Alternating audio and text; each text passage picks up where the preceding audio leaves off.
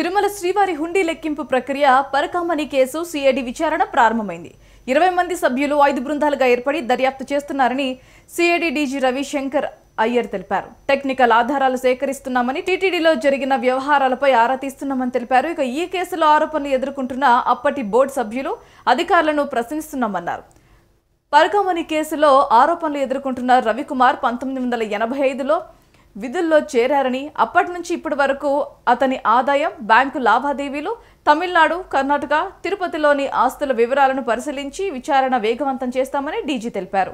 December 2వ తేదీలో దర్యాప్తు పూర్తి చేసి తానే స్వయంగా హైకోర్టుకు నివేదికను ఇస్తామని తెలియజేశారు. అయితే పరకామణి కేసుకు సంబంధించి ఏదైనా ఆధారాలు ఉంటే తమకు అందజేయాలని కోరారు. సిఐడి తరఫున హైకోర్టు ఆర్డర్స్ ఫాలో చేస్తూ ఈరోజు ఇక్కడ దాదాపు ఒక 20 మందితో కలిసి ఎంక్వైరీ మొదలు పెట్టడం జరిగింది.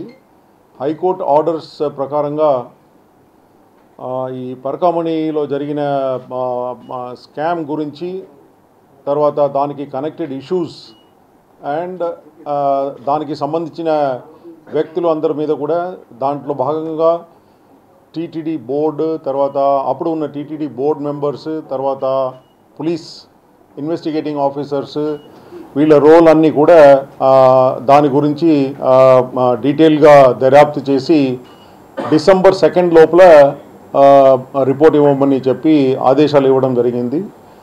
సో దాన్ని ఫాలో చేస్తూ ఈరోజు ఇక్కడ దాదాపు 20 మంది ఇక్కడ వచ్చేసి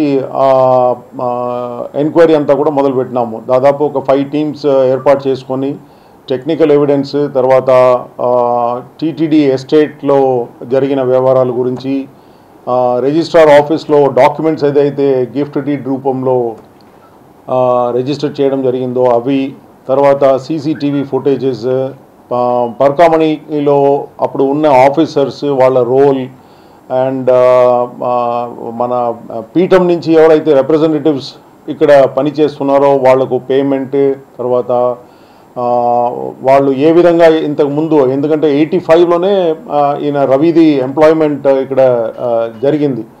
అప్పుడు నుంచి ఇప్పుడు దాకా whatever he has done, ఆయనకి వచ్చిన ఆదాయం, తర్వాత బ్యాంక్ రిలేటెడ్ ఇష్యూస్, తర్వాత ప్రాపర్టీస్ ఇన్ తమిళనాడు, కర్ణాటక, హైదరాబాద్, మన తిరుపతిలో, ఇవి అన్ని కోణాల్లో దర్యాప్తు చేసి డిసెంబర్ 2 లోపల హైకోర్టుకు నేను స్వయంగా వెళ్ళి రిపోర్ట్ ఇవ్వాలని చెప్పి ఆదేశం ఇవ్వడం జరిగింది. కాబట్టి